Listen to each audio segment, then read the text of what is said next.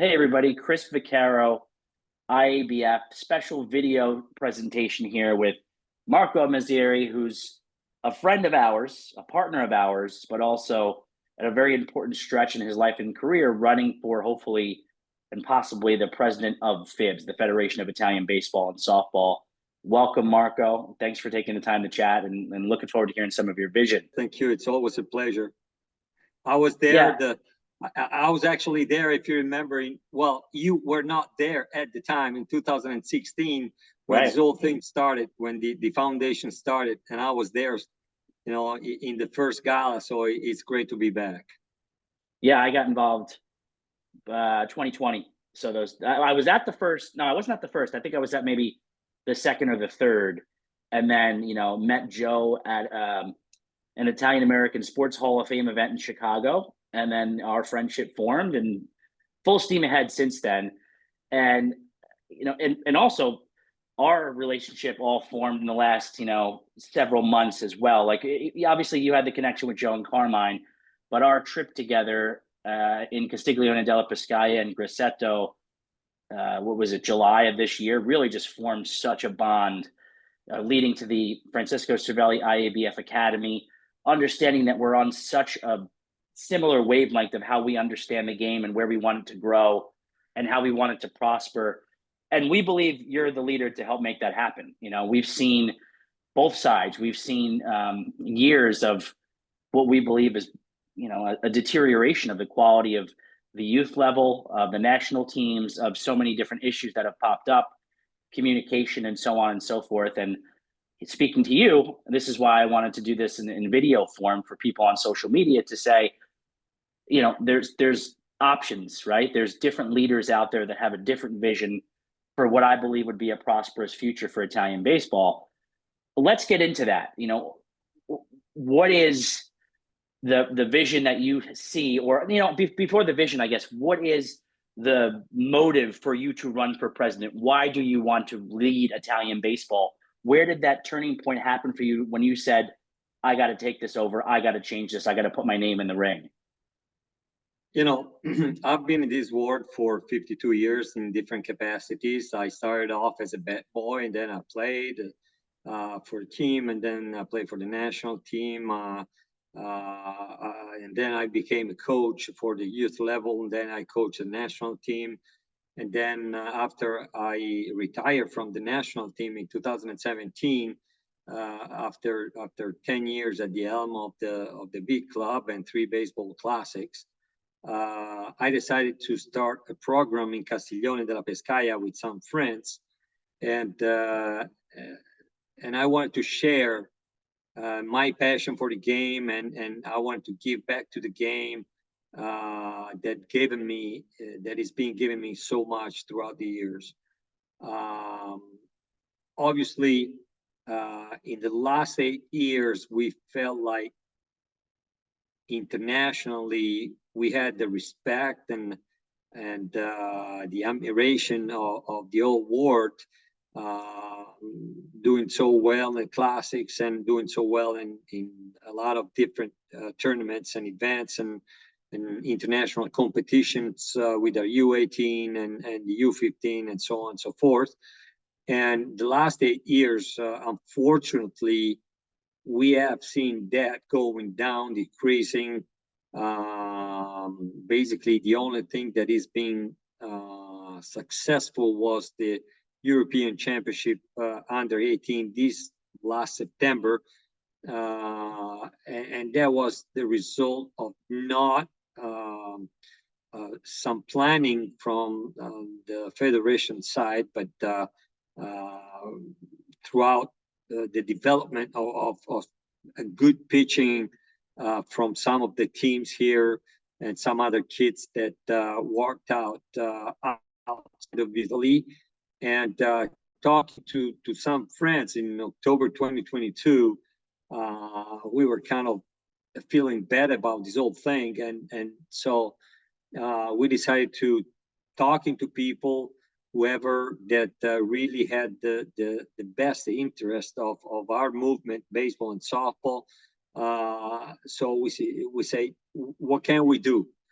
And we decided, and they asked me if I wanted to be the president, to run for president of the Italian Federation. And I told them, I don't know if I'm the right guy because I'm not too much for compromises. Being a field guy, of course,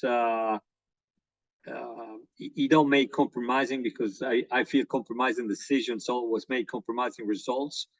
So I told them, I'm gonna stick my face out there for this group, but I want people around me that have the competence, the knowledge, the experience to really try to do something better than what we've seen for the last eight years. So we decided to come out in March 2024, and we started off by going around Italy, meeting people, a lot of listening, a lot of talking, and exchanging opinions with a lot of people and a lot of teams, just to get an idea on what was the problem or were the problems around the whole country. And obviously, being kind of a long country, and from Sicily to the Alps, it's kind of far, and each region has its own problems, basically. So we said, okay, we got to do something to help all the people. We're not going to leave nobody behind. And then we put down our plan for the 4 years, and that's how this whole thing started. As you talk more at these venues across the country, as you internalize some of your points and principles, I'm sure the vision becomes even more clear. The conversations you're having with people help feed the ideas, because you can answer the question, obviously, but as you talk to so many people, you realize, well, actually, there probably are more problems than you even see. You realize that there are even more great ideas than we could even come up with. How fruitful are those conversations and those meet and greets, and you putting yourself out there? Have you been able to learn so much more than you even expected from these passionate people? A lot more, I should say. And let me tell you that one of the things that really pushed me forward and really gave me a boost was to see so much passion around the country. I mean, I've been visiting places where they have nothing, just a piece of land, just a piece of field to do something, and no equipment or very little equipment, and still, trying to make those kids play at some point. And all the work that the majority of our people is doing around the country is priceless.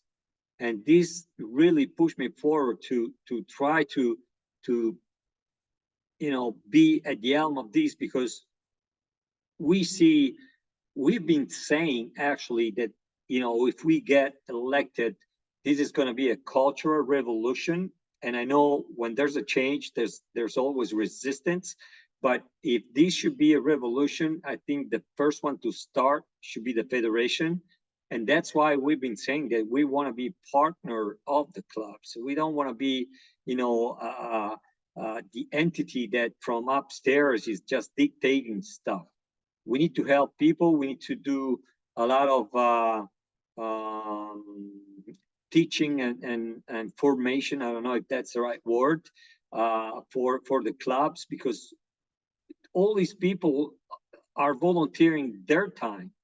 So we as federation should be trying to help all those people for whatever it is the problem: administration, marketing, communication, stuff like that, organizing events throughout the games, because that's what the federation should be doing at this stage. I mean, things are not going well, and we got to do the first. We as federation, possibly, if things go right, we should be the one helping those clubs. And this is what we want to do. We don't want to leave nobody behind. The process strikes me as very political by nature. Obviously, when there's an election of any sort, there's a sharing of personal values, but even from afar, and let me be clear to the audience, and then this, obviously IABF, based in America, we are Italian American. We understand we're not natives. We don't vote. We're not part of any specific club. We are stakeholders, though. We believe in Italian baseball. We provide scholarships. We've partnered with you and Francisco on the academy. We travel there for clinics. We love everything about the game of baseball in Italy. So I say that, but I also say, we see all the politics. We see all sides of this. Also, no surprise here, we were a partner of FIBS. And the key word is we were. We are no longer. And there were specific reasons for that. And this video is not about IABF. It's about you.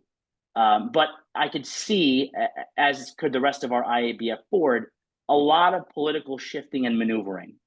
It seems like there's been so many tactics and strategies, for better or for worse, thrown at the wall in the last, say, 2 months, that these things could have been done for the last 8 years under the current administration, and they weren't. And to me, I look at that and go, I think the Italian people see through that.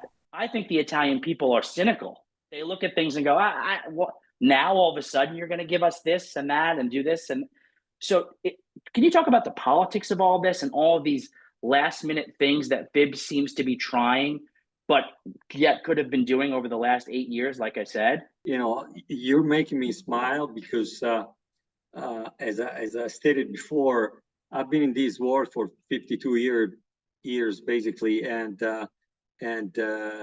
I've seen enough and listened enough.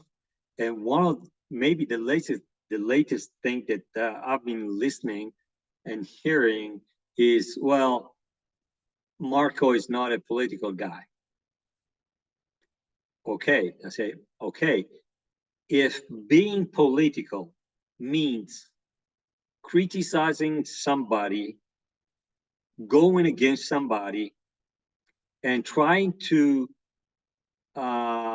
push and expose yourself as a candidate for these elections for 7 years and 10 months, and 2 months prior to the elections, the same people going with them, with the president that is now in charge.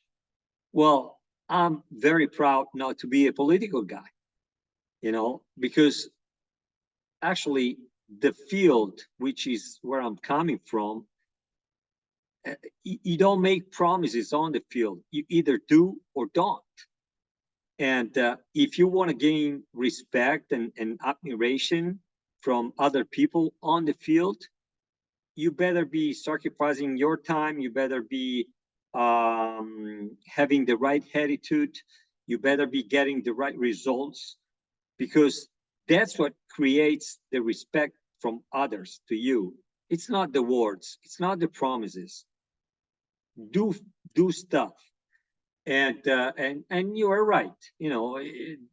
Of course, this is, there is politics involved in this in any election, even though this is like a sport election, whatever you want to call it. And to be going around door to door promising stuff, kind of threatening people if they don't vote you, or telling everybody that they're going to get maybe a tryout with the national team rather than a tournament, rather than something else. It's part of the politic. Obviously, we didn't promise anything to anybody, because that's us. We decided to go on our own path. If people understand where we're coming from, this is an opportunity. If they like where they've been for the last 8 years, it's also a choice. But every choice is followed by a consequence. So if we want to be staying where we've been staying for 8 years, And there's a lot of people complaining about the last 8 years. You know, let's stay here. If not, you know, they have an opportunity. They have an opportunity to change things. And I always say, we either do something all together of the way we are in right now, everybody's going to die in his own field. That's what it is. And that brings us kind of to policy and potential changes and things that you would actually do. Do you want to talk a bit about some of the changes you would make, or things that you're seeing maybe that don't exist, or holes that are there that you need to plug and fill? First of all, I think it all starts with better preparation of the leaders of the clubs, as I was saying, because part of the development and part of the process should be having them knowledgeable enough on how to run a team and how to run a club. Being part of a club right now as a delegate, I don't know how you call it. It's not what it was until 20 years ago, 10 years ago, 30 years ago. We have a new sports rule that is being on since last year that has been changing everything for us. There are various new policies for safeguarding for the kids and a lot of stuff. And so if you're not knowledgeable enough, and if the federation don't take care of getting the people running the clubs knowledgeable enough, we don't go nowhere. And that's, you know, we start from, you know, the top. So getting those people knowledgeable on how you should run a club and what you should be doing to organize an event around the game, it's going to help you. Because I know there's a lot of people talking that 40 years ago, the stadium were full. Back on my playing days, there were a lot of people going to games, and the game itself was the show. Now, people is different. The parents are different. The kids are different. The coaches should be different, because it's not the same to teach those kids nowadays that it was some years ago. They're just different. The kids are different. So, and people attending the game, they want to be entertained, and it's not going to be the game itself that it's going to attract people to the field or to the stadium, whatever we're talking about. So that is a critical part for me to kind of be more appealing to the fans if we want to have more people coming in. And another part, of course, is the youth level. You know, as I was saying before, you know, being in Sicily is not the same that being in Emilia Romagna, rather than Veneto, rather than Friuli, Venezia Giulia, different regions in Italy.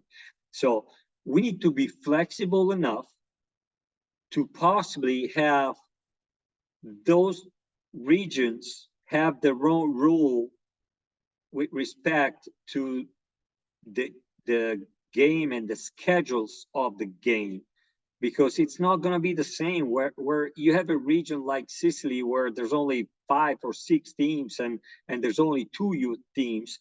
It's not going to be the same doing what they're doing with Emilia Romagna, where there's a bunch of teams playing.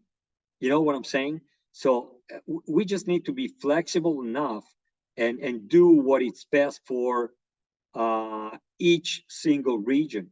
And also, for example, usually at our youth level, we don't play July and August for some reason.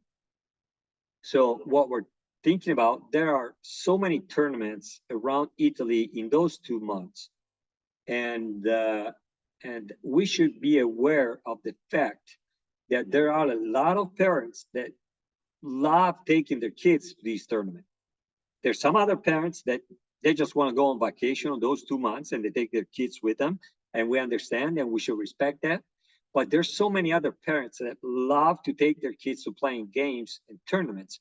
So I'm thinking if we should put down a schedule in February or March and let those parents know that in July and August, they could be playing or could be planning to go into Rimini for vacation and let their kids play their tournament there in Rimini rather than Castiglione della Pescaia, rather than Parma or somewhere else. So we need to kind of also respect the parents and the families because everybody works and it takes time, it takes money to take kids and go somewhere to play a tournament. But there's a lot of people willing to do that.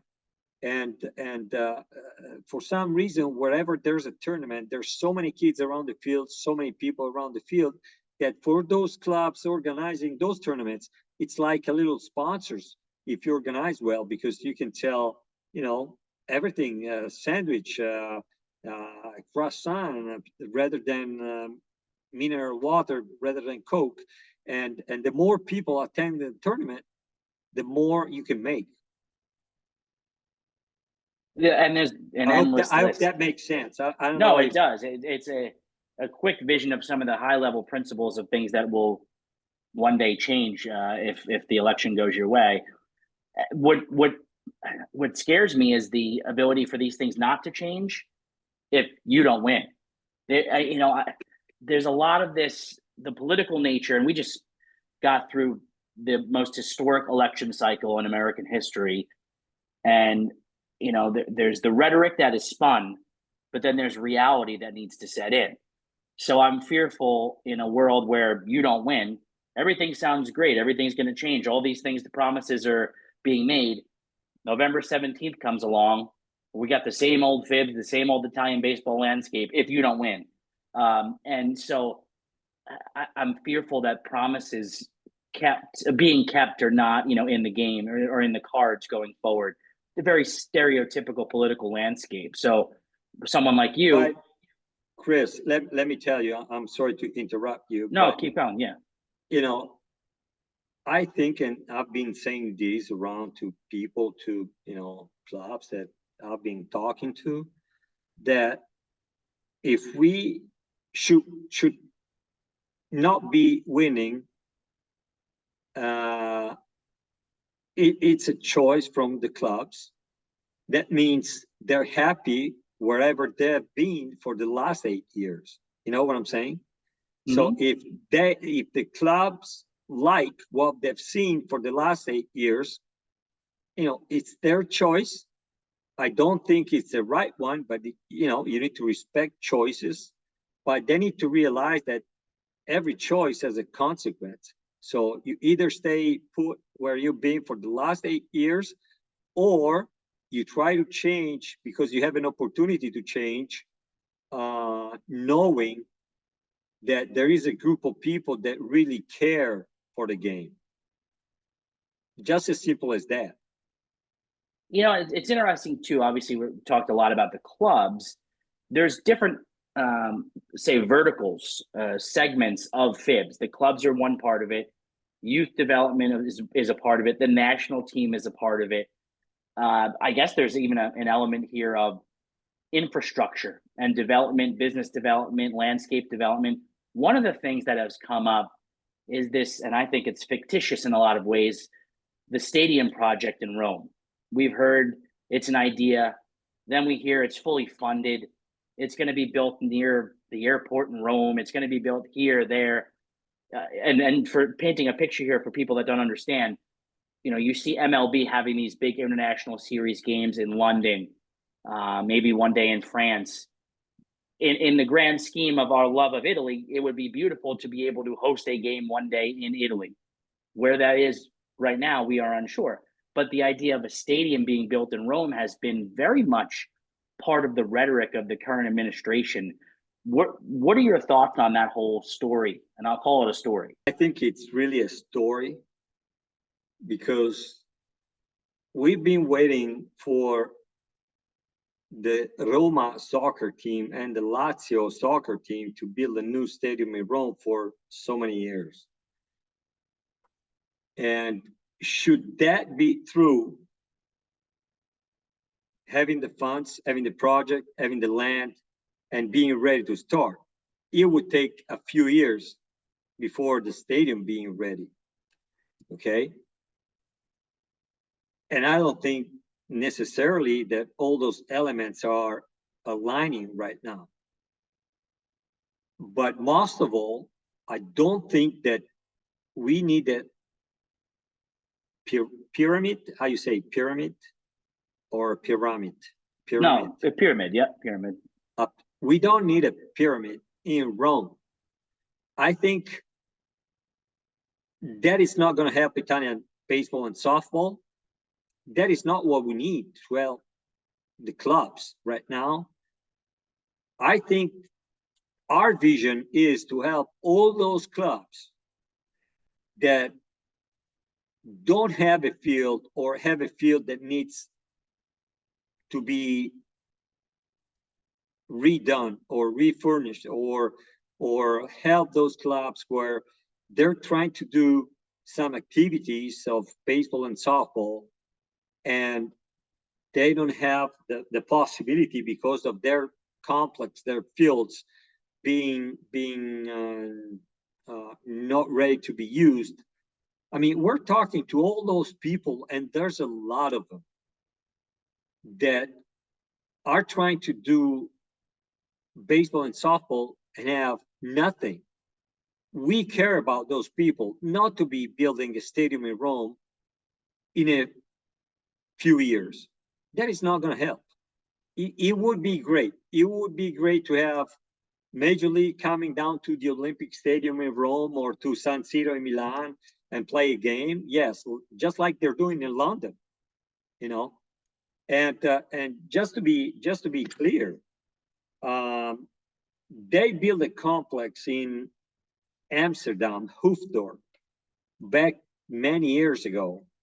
That it was a terrific complex. This, I think the expenses were around 20 million euros at the time, with the promise that one day MLB was going to be there and play a game. No chance. And that complex broke down. That complex broke down. We have the same example here in Italy back many years ago under President Notari. The Quadrifoglio in Parma, which is a great complex in Parma, 4 different fields, and all the facilities of the world there, all the equipment and everything. And it ended up, the federation had to sell it to the city of Parma because cost of maintenance and everything else was not sustainable. So we have examples that is not going to work, and that is not what's going to help Italian baseball and softball. Let's help the clubs in different ways. We respect all the work that those clubs are doing, and we want to be again at their side if for everything we could possibly do. That's our vision. Something else that struck me as unique, interesting to say the least. Chris, I'm sorry, it's coming up my mind. I don't know if you noticed, there is an interview in the University of Tampa website where there is an interview. There is Mike Piazza talking with some other guys. I think one was the manager of the Tampa University club. I was just going to go into this topic, so this is good. Okay. And they're asking Mike, what's the stage of that? And I really suggest people to go watch that interview, because what he's saying is what it is. This is all about, as of now, just talks. There's nothing sure. As a matter of fact, at one point he's saying that it takes as much time that bringing up a boat from the ocean, like, or stuff like that. This story of the stadium is a story, and it's far from being done. A long time ahead, if ever. So you mentioned the University of Tampa, and it's different subject, same video, same event that was held. I don't know what they were trying to achieve. It seemed like a recruiting trip to help the national team showcase some players, get some player. Odd communication strategy. I wasn't sure, outside of maybe a cultural exchange to play against the University of Tampa.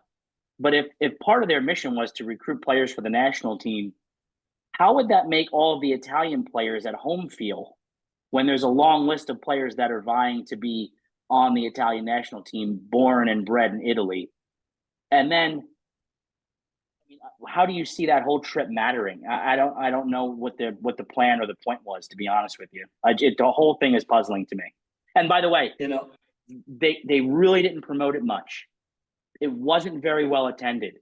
There were people, nobody sitting in the stands, nobody really at this gala so they promote it ahead of time, but they don't promote it after the fact because it didn't look like a success. I mean, that's my from afar perspective. To me, it's I should say funny, but it's not. I think it's kind of sad because, they're selling the project LA 28 to all these kids taking their time, Italian kids taking their time, going to the US, skipping school, skipping some time at work and all that, just, making them dream about one day possibly being in the Olympics or being in the Classic.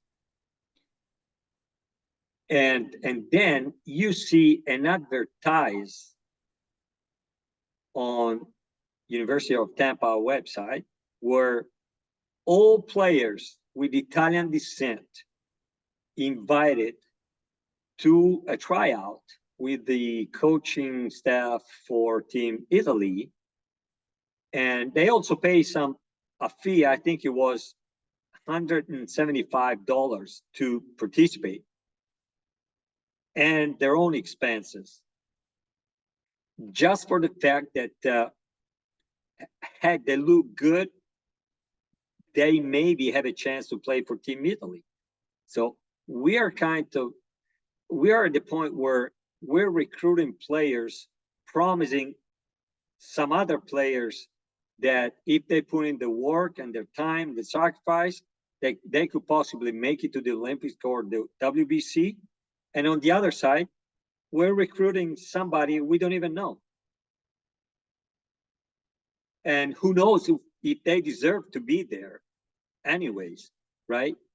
So I think what we're talking about instead, it's recruiting at the youth level in Italy, trying to make our movement bigger and better in the long run, because that's our future.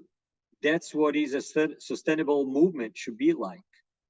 I mean, we need to make better players and have better competitions to possibly have some elite players that could make it to the Classic or to the Olympics. This is a totally different vision, and we are proud of what we're doing. We are proud of what our vision is, because of course the Classic, everybody knows that the Classic, it's a different animal, because if you want to participate there, you need to, you need the major league players, of course, because it is something, it is an event created by MLB Player Association and MLB. So if those MLB guys are willing to participate, you can't say no, basically. And I tell you these for, because I've been there for 3 times. So I can understand that, because it's a different event, but we cannot sell a project to our kids and then don't follow through with what you're saying. I hate that. I hate that for the kids. Since I've been a coach, the most important thing were my players and those kids, whether that they were the U12, U15, or the U18, the academy kids, or the big guys. The players always came first. That was the most important thing for me and for our staff, and that's how we were able to grow the way we grew during those 10 years. And we've been, successful enough, I should say. The whole project, this Club LA 28, whatever the term is, it's very ambiguous, very convoluted, very unclear. But preparing for something as important as an Olympic run should be very clear, crystal clear, that this is our path and this is how we're going to get there. To me, that's, besides the WBC, as you're alluding to, one of the most important things that will ever happen, because it's the grand tournament, the grand event, one of the pinnacle. Outside of WBC, the ability to play in the Olympics is so special for so many reasons. Just getting there, who cares how you perform? Just being an Olympian is a big deal. So the way they've handled it over the last year, to me, is unacceptable. Lack of communication, shoddy marketing, with no clear vision and plan. We've grown tired of that across the board from FIBS. IABF's perspective is, completely waned on that behalf of just needing bigger, better, stronger for this movement that you talk about. And we're excited about the future. Win or lose, we're excited about working with you, and the projects that we've started to work on and build on really echo a lot of the sentiment that we would hope to see, with your leadership at the level with FIBS, hopefully after November 16th. So last final question, and it's the basic one, but important. Why are you the strongest candidate? Why should people vote for you? People who watch this and actually will be informed by this, who don't already listen to you in all the places that you've already been, or don't already understand who you are, and everybody understands who you are, I'm sure. Why should they vote for you? Being a leader, to me, is not being in a position of authority. Being a leader, to me, is watching the people to the right, to my right, or to my left. And this is what makes you a leader, because when you take care of your people, that makes you a leader. You're not a leader just because you dictate something. That's how I feel about it. And my career has always been that way. I just care for my people. I just care for whoever is working with me. I give it all out to my people, and I can tell you for experience, for facts, that all the people that have been working for me throughout the years have always been giving me more than I've been giving them. And I think this is the main reason why people should understand what they're voting for. We wish you the best of luck. It's going to be an exciting, 9 days, 10 days. This will probably post closer to that November 16th election day, but it's been fun. I'm excited about the future of Italian baseball, no matter what. Because games will be played, kids will be growing, we will be rooting for Italy at all costs, right? No matter what. Yeah, at the end, as you're saying, and as I've been saying, November 17th, it's not going to change my life at all, either way, because it's always been there, and I'll always be there for now, teaching the kids, sharing knowledge, and giving opportunities. And we're going to just keep doing that no matter what, in any capacity. So, and this has been our strength, basically, because again, each one of the people of my group has a personal interest, and if this election don't go the way we expect it to go, we just go back and what we're doing, and we're just going to be all right. We don't need to do this. We're just, we're just doing it for the passion of the game, really, and we would like to, be given the chance of proving it. That's what it is. Absolutely, yeah. And listen, we're excited in the same vein. We have the academy.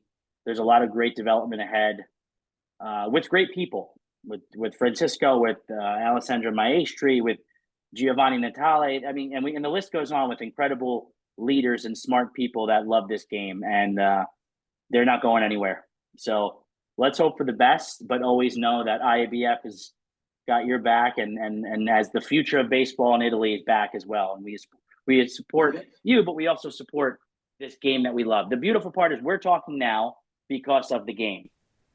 Who brought us together. There's nothing better. Just two things. Let me add Gibo Gerali, Francesco Cavazzini at Junior Parma, of course. They've been a lot of help last July for our camp in Parma. And again, this is what it's all about. I get a little passionate talking about this because that's what it is, the passion. And we're here for the passion, basically.